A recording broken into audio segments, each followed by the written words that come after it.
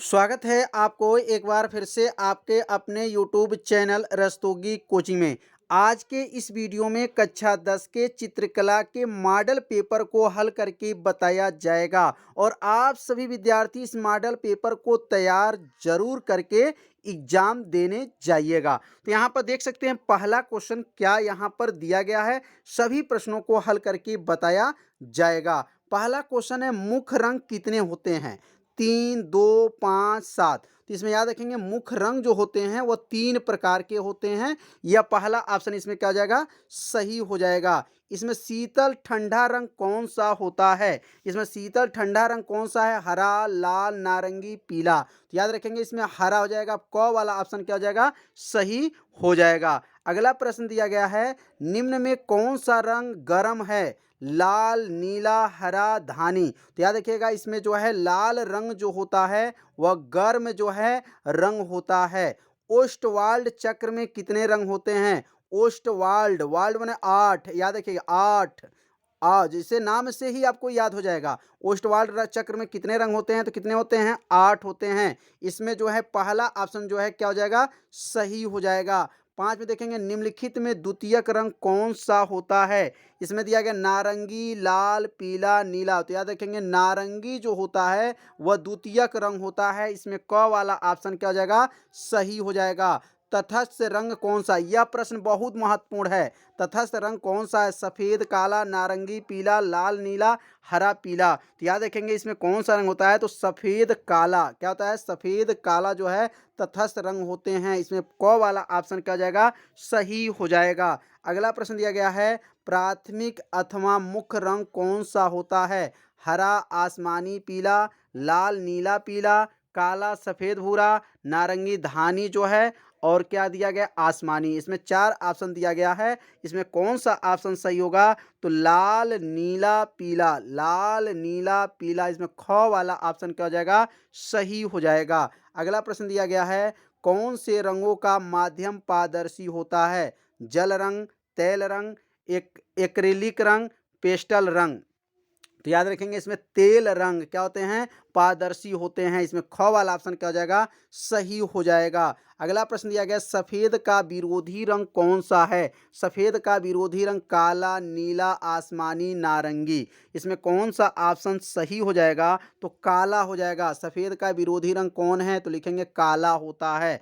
अगला प्रश्न दिया गया है, लाल रंग में नीला रंग मिलाने में कौन सा रंग बनेगा? तो लाल रंग में नीला रंग मिलाते हैं तो बैगनी बनता है। इसमें क वाला ऑप्शन क्या हो जाएगा? सही हो जाएगा। पीले रंग में लाल रंग मिलाने पर कौन सा रंग बनेगा? तो पीले रंग में लाल रंग को मिलाते हैं तो नारंगी बनता है। इसमें क वाला ऑप्शन क्या हो जाएगा? सही हो जाएगा। अगला प्रश्न दिया गया, द्वितीयक रंग कितने होते हैं? द्वितीय 6, 2, 10, 3। तो याद रखेंगे द्वितीयक रंग कितने होते हैं? तो द्वितीयक रंग जो होते हैं वह 3 होते हैं। कितने होते हैं? 3 होते हैं। अगला दिया, पीले रंग का विरोधी रंग कौन सा होता है? पीले रंग का विरोधी रंग कौन सा होता है?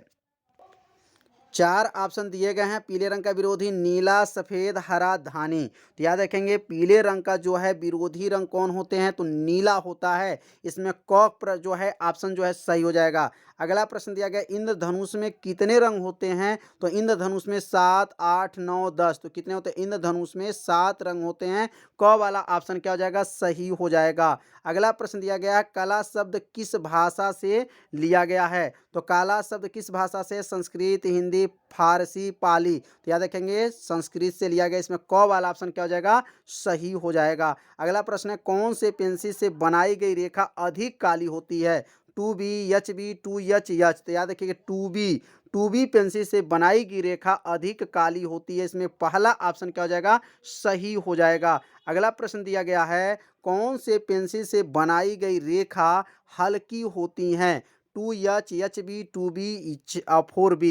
तो याद रखेंगे 2H जो पेंसिल से बनाई जाती है तो वह रेखा क्या होती हैं? हल्का होती हैं। इसमें क वाला ऑप्शन क्या हो जाएगा? सही हो जाएगा। अगला प्रश्न है, फूल और कली को बाहरी रेखाओं को बनाने के लिए किस नंबर का ब्रश का उपयोग करना चाहिए? 2 नंबर, 4 नंबर, 6 नंबर, 7 नंबर। तो याद रखेंगे इसमें जो है 2 नंबर का प्रयोग करना चाहिए। इसमें क वाला ऑप्शन क्या हो जाएगा? सही हो जाएगा। अगला प्रश्न है, बनावट के दृष्टि में आलेखन कितने प्रकार के होते हैं? 4 प्रकार, 2 प्रकार, 3 प्रकार, 6 प्रकार। तो याद रखेंगे इसमें कितने प्रकार के होते हैं? तो 4 प्रकार के होते हैं। इसमें क वाला ऑप्शन क्या हो जाएगा? सही हो जाएगा। छत के केंद्र को अलंकृत करने के लिए कौन से आलेखन उपयुक्त होगा? केंद्रीय आलेखन, कोने का आलेखन, किनारी का आलेखन, इनमें से कोई नहीं। तो याद रखेंगे केंद्रीय आलेखन। इसमें पहला ऑप्शन जो है क्या हो जाएगा? सही हो जाएगा। आगे देख सकते हैं यहाँ पर, अब यहाँ पर अथवा करके दिया गया है। मतलब आप पहला खंड करना चाहते हैं कि आप प्रवर्धिक कला करना चाहते हैं। तो जब परीक्षा में आप एग्जाम हाल में बैठे रहेंगे तो उसमें जो OMR सीट आता है तो उसमें 2 जगह जो है ऑप्शन दिया है। मतलब आप प्रवर्धिक कला वाला ऑप्शन करेंगे कि जो है आलेखन वाला करेंगे, तो आप जिस पे टिक कीजिएगा उसी को जो है आप लोग हल करिएगा। 20 नंबर का क्वेश्चन है, तो इसमें प्रवर्धिक वाला अगर आपको आसान लगेगा तो प्रवर्धिक कला वाला कीजिएगा, और आलेखन वाला आपको इजी लगेगा तो आप आलेखन वाला कीजिएगा। दोनों में से कोई आपको 20 प्रश्न को करना रहेगा। अब आगे देख सकते हैं, पहला क्वेश्चन दिया गया है, समबाहु त्रिभुज के प्रत्येक कोण कितने अंश के होते हैं? तो समबाहु त्रिभुज किसे कहते हैं? जिसके तीनों कोण आपस में क्या होते हैं? बराबर होते हैं। प्रत्येक कोण क्या होता है? 60 अंश। इसमें पहला ऑप्शन क्या हो जाएगा? सही हो जाएगा। अगला क्वेश्चन दिया, संपूर्ण कोण होता है, संपूर्ण कितने अंश का होता है? तो संपूर्ण कोण, पूरा कोण 360 अंश का होता है। इसमें क वाला ऑप्शन क्या हो जाएगा? सही होगा। समकोण कितने अंश का होता है? वह कोण जिसका एक कोण 90 अंश का होता है उसे समकोण त्रिभुज कहते हैं। इसमें तीसरा का क जो है सही हो जाएगा। वर्ग के प्रत्येक कोण कितने अंश के होते हैं? तो वर्ग के प्रत्येक कोण कितने अंश के होते हैं? तो वर्ग किसे कहते हैं? जिसकी चारों भुजाएं आपस में क्या हो? बराबर हो, और प्रत्येक कोण क्या होते हैं? 90 अंश के होते हैं। इसमें क वाला ऑप्शन क्या हो जाएगा? सही हो जाएगा। वर्ग के आंतरिक कोणों का योग होता है। वर्ग के आंतरिक, वर्ग का जो है अंदर का सभी कोणों का योगफल कितना होगा? तो 90 90 90 90 जोड़ लेंगे, कितना हो जाएगा? 360। इसमें पहला ऑप्शन क्या हो जाएगा? सही हो जाएगा। कौन से पेंसिल से बनाई गई रेखा अधिक काली होती हैं? अभी बताया गया है, पहले वाले भाग में भी ये प्रश्न आया हुआ है। कौन से पेंसिल से बनाई गई रेखा काली होती हैं? तो 2B होता है। इसमें ऑप्शन क्या हो जाएगा? पहला ऑप्शन क्या हो जाएगा? सही हो जाएगा। वर्ग के चारों किनारों को नाप होती हैं। चारों भुजाएं बराबर, बड़ी छोटी, आमने सामने बराबर, इनमें से कोई नहीं। वर्ग के भुजाओं की माप होती है। तो वर्ग किसे कहते हैं? जिसकी चारों भुजाएं आपस में क्या होती हैं? उससे बराबर होती हैं, उसे वर्ग कहते हैं। इसलिए 7 का क जो ऑप्शन क्या हो जाएगा? सही होगा। मापनी में पहले बड़े मुख्य भाग लिखा जाता है। तो मापनी में पहले बड़े मुख्य भाग लिखा जाता है 0। यहाँ से 0 से शुरू होता है, इसलिए बड़े मुख्य भाग जो है 0 होता है। 1 मीटर में कितना सेंटीमीटर होता है? तो 100 सेंटीमीटर होता है। क्या ऑप्शन हो जाएगा इसमें? 100 सेंटीमीटर हो जाएगा। वृत्त का आकार कौन सा है? तो इसमें वृत्त कहाँ दिखाई दे रहा है? तो वृत्त पहले नंबर पर दिखाई दे रहा है। पहला ऑप्शन क्या हो जाएगा? सही हो जाएगा। निम्न में से कौन सा आयतकार है? अब यहाँ पर आयतकार बताना है, तो पहला जो है आयतकार हो जाएगा। यहाँ पे देख सकते हैं आयतकार। यहाँ देखिए, ये वर्ग है, वृत्त है, आयतकार। इसमें ग वाला ऑप्शन जो है आयतकार। आयतकार मतलब किसे कहते हैं? वह चतुर्भुज जिसके आमने सामने की भुजा आपस में क्या हो? बराबर हो, उसे क्या कहते हैं? आयत कहते हैं। इसलिए इसमें आयतकार ग वाला ऑप्शन क्या हो जाएगा? सही होगा। निम्न में से कौन सा आकार त्रिभुज का है? त्रिभुज का आकार कौन है? पहला वाला ऑप्शन जो है त्रिभुज के आकार का है। रेखा किसे कहते हैं? 2 बिंदुओं के बीच की दूरी, यहाँ पर एक बिंदु है, एक बिंदु यहाँ, इसको मिलाएंगे तो क्या बनेंगे? 2 बिंदुओं के बीच की दूरी को क्या कहते हैं? रेखा कहते हैं। 13 में जो है पहला ऑप्शन क्या हो जाएगा? सही होगा।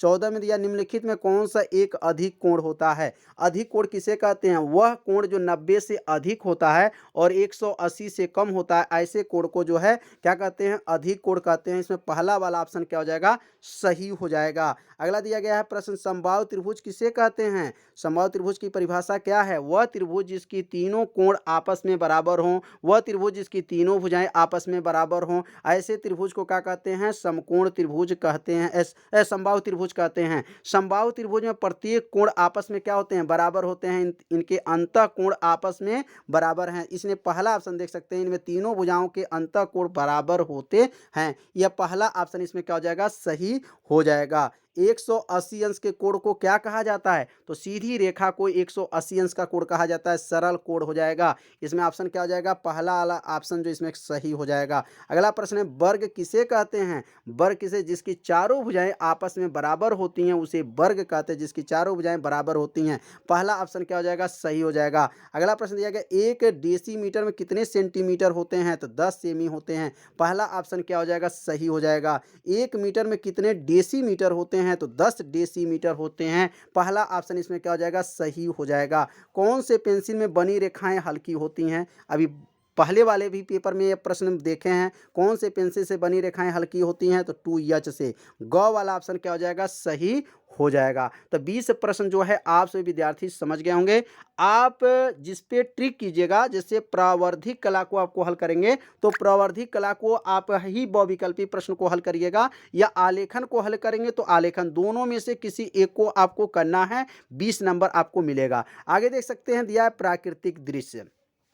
अब प्राकृतिक दृश्य क्या, दिए गए ड्राइंग जो है शीट पर 22 × 18 सेमी आयत का ग्रामीण सूर्योदय का दृश्य चित्रण कीजिए। इसका मतलब 22 सेंटीमीटर जो है लंबा रेखा रहेगा और 18 सेंटीमीटर का ये चौड़ा जो है आयत के जो है आकार का बनाया जाएगा। उसमें सूर्योदय का दृश्य बनाना है, किसान का चित्र, आकाश में कुछ पंछी, गांव के झोपड़ियां, कुएं का जो है इसमें क्या होना है, कुएं के आसपास घास, एक गाय चित्र बनाइए। तो अगर आप प्राकृतिक दृश्य बनाना चाहते हैं तो आप प्राकृतिक दृश्य बना सकते हैं। कितने नंबर का है? 10, 5, 15, 15, 10 क्या हो जाएगा? 25, 25, 5, 30।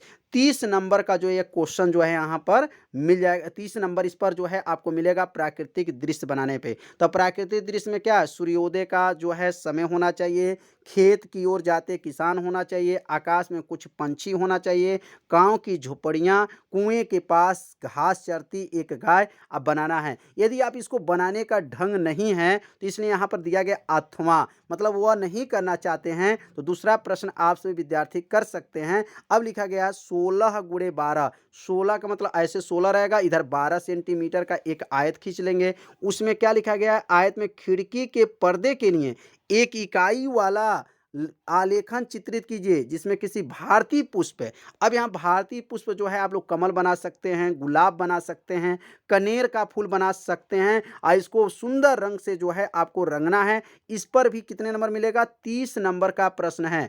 अगर आप आलेखन करेंगे तभी 30 नंबर पाएंगे। इसके ऊपर जो बताया गया प्राकृतिक दृश्य वो भी 30 नंबर का है। तो प्राकृतिक दृश्य जो है उसमें आकृति बनाना थोड़ा कठिन होता है। तो आप सभी विद्यार्थी अगर प्राकृतिक दृश्य बनाना जानते हैं तो प्राकृतिक दृश्य बनाइएगा, अगर नहीं जानते हैं तो आप आलेखन वाला जो है प्रश्न को कीजिएगा। एक आयत के आकार में, कभी कल आयत में पूछा जाता है, कभी वृत्त में पूछा जाता है। माने वृत्त में मतलब त्रिज्या कह देगा 10 सेंटीमीटर, 5 सेंटीमीटर का त्रिज्या लेकर एक वृत्त बनाइए, उसमें एक भारतीय पुष्प की रचना कीजिए, बनाइए और अच्छे रंगों से रंगिए। तो अगर वृत्त कहेगा तो वृत्त के आकार का बना करके उसमें बनाएंगे, या आयत कहेगा तो आयत बना लीजिएगा और बना करके इस पे जो है जल रंगों से, अच्छे रंगों से जो है रंग लीजिएगा। टोटल कितने नंबर मिलेगा? 30 नंबर जो है इस पे मिलेगा। अगर मान लीजिए वो भी बनाने का ढंग नहीं है, आपको फूल भी बनाने का ढंग नहीं है, तो यहाँ पे दिया गया प्रावर्धिक कला, आपको सवाल लगाने का अगर ढंग है तो आप सभी विद्यार्थी, इसमें सवाल दिया गया है, इसमें सवाल को जो है देख सकते हैं, न्यूमेरिकल जो यहाँ पर है आप इसको पढ़ सकते हैं। टोटल यहाँ पर 5 प्रश्न दिया गया, 1, 2, 3, 4, 5, 5 प्रश्न हैं और 5 प्रश्न को जो है हल करना है, जिनमें से 3 ही प्रश्न को हल करना है। 5 प्रश्न में से केवल 3 प्रश्न का ही उत्तर दीजिए।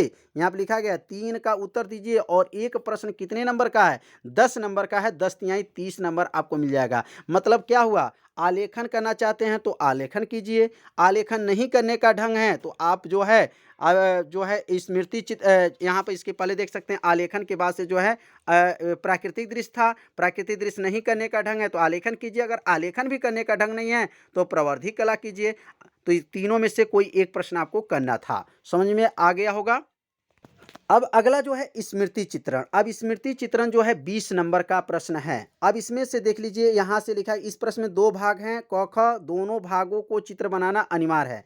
अब इसमें से एक चित्र आपको बनाना पड़ेगा, पत्तियों सहित आम, पत्तियों सहित अनार, पत्तियों सहित मूली, लौकी। अब यहाँ पर इसमें से कोई एक ही बनाना है। 2 के क में से आपको 4 प्रश्न दिया गया है इसमें से चारों में से एक ही कोई आकृति बनाना पड़ेगा और उसको जो है रेखा से इसको आकृति सुंदर रूप से इसको जो है खींचना पड़ेगा। सुंदर आकृति बनाना है, इसको रंगना नहीं होता है। ख वाला में क्या है, सुराही है, खुला छाता है, कप प्लेट है, जग है। इसमें भी 4 है, 4 में से कोई एक बनाना है। मतलब इसमें से एक प्रश्न करना है चारों में से और इसमें से भी आपको एक प्रश्न करना है चारों में से। तो समझ में आ गया कितने नंबर पाएंगे, 20 नंबर का क्वेश्चन था, ये 20 नंबर इस पे मिलेगा। मतलब 20 नंबर में दोनों में से एक एक बनाएंगे तो 10-10 नंबर, 20 नंबर। 30 नंबर का जो है अगर आलेखन करना चाहते हैं तो आलेखन करिए या प्राकृतिक दृश्य करिए या प्रावर्धिक प्रश्न करिए। टोटल ये 50 नंबर यह हो गया और 20 नंबर का बहुविकल्पी, टोटल 70 नंबर का एग्जाम होता है। तो समझ में आ गया होगा कैसे इसको बनाना है। कला का पेपर जो है सबसे सरल है, बस आपको बनाने का ढंग होना चाहिए। तो आज का ये वीडियो कैसा लगा, आप सभी विद्यार्थी जरूर कमेंट कीजिएगा, वीडियो को लाइक कर दीजिएगा और चैनल पे यदि आप पहली बार आए होंगे तो चैनल को सब्सक्राइब जरूर कर लीजिएगा। मिलते हैं अब अगले भाग में, तब तक के लिए सभी विद्यार्थियों को नमस्कार।